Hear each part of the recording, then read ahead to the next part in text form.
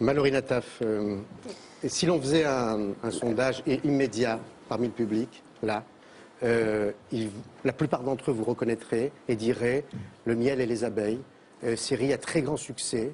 Et aujourd'hui, c'est en lisant Le Parisien, hier que j'ai découvert votre histoire. Donc j'ai demandé à Loïc Fontaine, qui travaille avec moi, de vous retrouver, de vous appeler pour vous inviter et simplement vous écouter. Aujourd'hui, où vivez-vous ?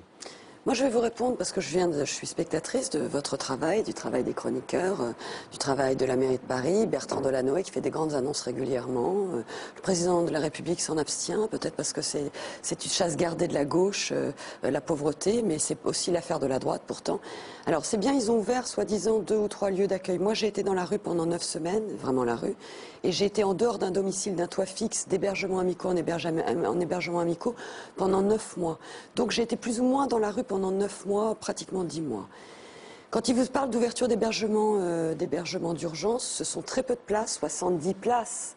Ils refusent 200 personnes tous les jours. Pourquoi ? Parce qu'on a enlevé 65% des crédits du 115. L'année dernière, M. Sarkozy, qui fait de grandes annonces en disant qu'il a fait maintenir l'enveloppe au niveau européen, et bien au niveau français, le 115 a perdu 65% de son enveloppe, alors que le taux de pauvreté et de gens à la rue a augmenté. Xavier Emmanuel, le patron du 115, a déménagé au mois de, a démissionné au mois de, excusez-moi, je suis obsédée par le logement, a démissionné au mois d'août. Il n'a pas été remplacé. Ça veut dire qu'à l'heure d'aujourd'hui, il n'y a pas de patron à la tête du 115. Et quand il vous parle d'ouverture de centres d'hébergement, c'est gentil tout ça. Mais à 100%, je dis bien à 100%, ce sont des centres d'ouverture pour des hommes célibataires. Ça veut dire que les mères célibataires, et ça veut dire que les mères avec enfants, il n'y a rien qui a été fait cet hiver pour elles. Et quand je vous dis rien, c'est rien. Il existe un seul centre en Île-de-France, qui est 54 rue de Javel. Le seul centre destiné à accueillir les mères avec enfants ou les mères célibataires, c'est-à-dire des femmes qui ont besoin d'être un tout petit peu plus protégées que des hommes célibataires. Et ce centre, moi j'y ai passé une nuit, il est insalubre. Et quand on appelle le 115 ou quand on va voir l'assistante sociale, elle vous dit ah bah il n'y a que ce centre, donc il n'y a pas de place, donc vous rappelez demain. Voilà. Donc, et le 115 ne plie, c'est-à-dire moi je suis avec un enfant de 2 ans et demi dehors, donc il fait froid, ne plie qu'il y a 3 jours quand on dépassait dans l'alerte numéro 2 de froid. Et là je peux les menacer d'aller porter plainte, donc ils me disent ah ben on va vous trouver une place immédiatement Madame Nataf parce qu'on ne veut pas que vous portiez plainte. Donc à un moment donné, la question de la pauvreté, du logement, et quand il dit 70 000 places, c'est-à-dire le rapport UMPPS, donc ils sont assez d'accord, là c'est formidable, ça donne une image de la France un petit peu plus positive où chacun va dans le même sens pour essayer de solutionner un problème.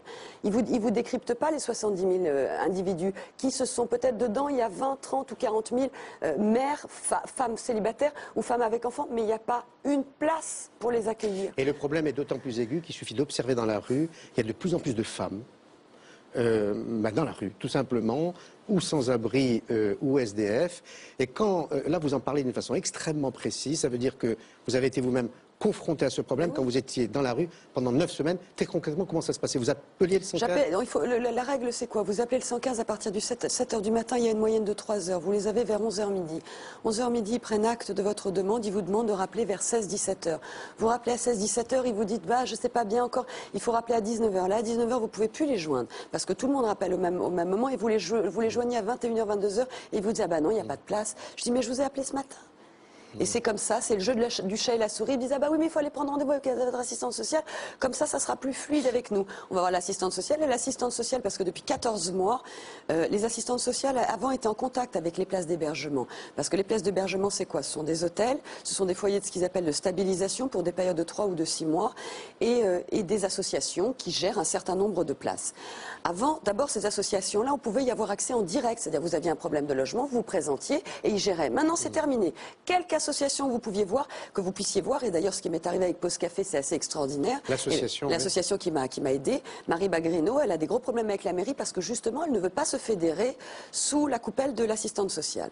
Toutes les associations, que ce soit Emmaüs, que ce soit la Croix-Rouge, que ce soit le Secours catholique, je vous prends les plus grosses, ils vous disent ah non, nous on ne gère plus les places, il faut appeler le 115. Et le 115 vous dit ah oui, mais pour débloquer une place à moyen terme, c'est-à-dire quand on a un enfant, il faut au moins qu'on soit hébergé 3 mois les temps d'hiver, ils vous disent ah ben non, il faut aller voir l'assistante sociale. Et c'est kafkaïen. Question parce qu'il n'y a pas de place. C'est incroyable. Vous éprouvez un besoin de parler là. Ça fait longtemps que vous ne parlez pas comme ça de votre problème. J'ai vécu une vie normale, hein. C'est pas parce que j'ai pas eu de toit. Ce que je disais aux journalistes, il faut sortir un petit peu de son cadre. On est en France, certes, mais enfin, il y a d'autres pays, on a la communication, on a les journaux. À Tokyo, à l'heure d'aujourd'hui, pendant qu'on parle, il y a des cadres supérieurs qui ont de très très bons boulots et qui se retrouvent à la rue parce que ça devient de plus en plus compliqué de Question louer. qui vous est posée, combien faudra-t-il de Mallory Nataf pour se poser les bonnes questions sur les Non, mais SDF? il y aura personne derrière moi. Il y aura personne parce qu'ils vont solutionner le problème. Je vais vous dire, moi, je suis pas prête de lâcher le morceau, là. Hein. C'est pas une question que vous m'accueillez. Moi, je l'ai vu de mes yeux vus. J'ai vu ce qui se passait, des SDF qui, pour le coup, ça fait 10, 15, 20 ans qu'ils sont dans la rue. C'est des hommes qui ont 50, 60, 70 ans, qui sont pas très résistants parce que ça fait déjà des années qu'ils vivent à la rue. Ils appellent le 115, il fait -4. Le lendemain matin, vous revenez, la personne, elle est restée sur sa bouche d'égout. Ils se sont jamais déplacés. C'est un miracle si l'individu, il est encore en vie. Donc ils vont faire quelque chose. Monsieur Sarkozy qui dit au sommet social il y a 15 jours, ah oui, je vais débloquer 450 millions d'euros pour les gens c'est pas les gens qui font partie de la vraie pauvreté, pour les gens qui ont un souci d'emploi depuis quelques mois. C'est pas forcément les chômeurs de longue durée, il a dit pour les 450 000 euros. Et ils disent le logement. Pour le sommet social, c'était il y a 15 jours et monsieur Sarkozy dit le logement. Non, je ne m'occuperai pas du logement. Et on lui pose la question, non, je ne m'occuperai pas du logement. Alors qui va s'occuper du problème? Là aujourd'hui sur votre plateau, excusez-moi monsieur Mamard, je suis vraiment mais c'est vraiment très grave ce qui se passe en France à l'heure d'aujourd'hui. Et je trouve que je regarde je regarde BFM Télé, je regarde les gens qui sont censés venir défendre ces positions-là et personne ne fait rien. Vous avez votre propre directeur de production ou quelqu'un de vos plus proches collaborateurs qui n'a pas de logement depuis 8 mois. On en a discuté. Il a plus de logement mercredi. Non, ça n'a strictement rien à voir. Il a un emploi. Non, oui, il a un emploi, mais il va de logement en logement depuis quelques mois. Si, monsieur Amar, j'ai discuté avec lui 1 heure. J'ai discuté avec lui 1 heure. Je suis d'une extrême politesse avec vous. Oui, donc ne confondons pas les problèmes. Mon collaborateur travaille et s'il ne trouve pas de logement, c'est parce qu'il y a une pénurie de logement. Ça n'a strictement. Pardonnez-moi. Je peux vous poser une question? Ça n'a strictement rien à voir. Auquel vous êtes confronté. Le problème du logement peux vous poser une question, large, vous êtes venu pour ça. Le problème du logement est large. Est-ce que je peux vous poser une question? Vous m'autorisez à vous poser une question? Bien sûr, monsieur Amar. À quel moment le décrochage s'est-il produit pour vous? Le père de mon fils a eu un problème de santé très grave. Voilà, et on a perdu, et j'ai perdu, parce que moi j'étais mère au foyer, j'élevais mes enfants, je travaillais plus depuis déjà quelques années, et c'est lui qui gagnait, il gagnait tout à fait correctement sa vie. Il a eu un problème de santé grave, et moi je venais d'accoucher, il a fallu que je gère son problème de santé. J'ai pas réussi à gérer mon quotidien. Et dans le milieu professionnel qui est le vôtre, ça faisait 8 ans que je m'occupais vraiment pratiquement exclusivement de mes enfants. Carrément. Oui, non pas carrément, c'est un choix que j'avais fait. Et est-ce que vous avez des ressources? Est-ce que vous avez disposé de ressources? Ou est-ce qu'à un certain moment, vous n'avez plus de ressources qui ont fait que vous êtes trouvé dans cette situation? Quand ça se passe pas bien, c'est-à-dire voilà, on perd son logement, c'est la première étape. La deuxième étape, vous perdez le revenu minimum dans les 2 mois qui suivent. Ils vous l'enlèvent, c'est-à-dire déjà vous n'avez pas de logement, en plus vous n'avez plus d'argent. Alors vous allez voir l'assistante sociale, vous dites alors là déjà j'avais pas de logement, j'avais quand même un peu d'argent qui me permettait de manger, de m'occuper de mon enfant, enfin de faire les achats les plus nécessaires et vitaux au quotidien. Là maintenant vous m'enlevez l'argent et qu'est-ce qu'elle vous dit l'assistante sociale? Elle dit la 3e étape, on va vous enlever votre enfant. Donc ça veut dire que le système il est à l'envers. Et vous comptez le récupérer de quelle façon? Je ne sais pas monsieur Amar, je ne suis pas juge, je ne suis pas Madame Soleil. Je vais voir ce que la vie m'offre au jour le jour. Et l'association qui vous aide vous a proposé donc un logement dans lequel vous pouvez rester. Le temps dont j'ai besoin.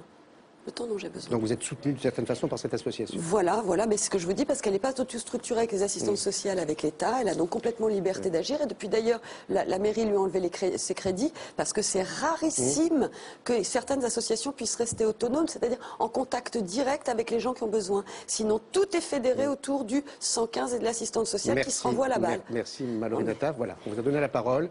Et je vous ai très peu interrompu parce que vous avez une colère en vous. Non, je ne suis pas une colère, c'est très grave, monsieur Amar. Je ne suis pas dans les bulles de champagne, c'est certain. En tout cas, vous ne l'êtes plus, que vous aviez envie d'exprimer.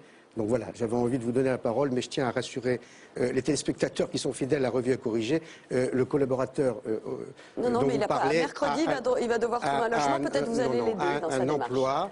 Et il est bien au chaud avec toute l'équipe de Revue et Corrigé. Il envisageait de dormir ici, il sera très bien, c'est magnifique. Merci beaucoup. Merci beaucoup.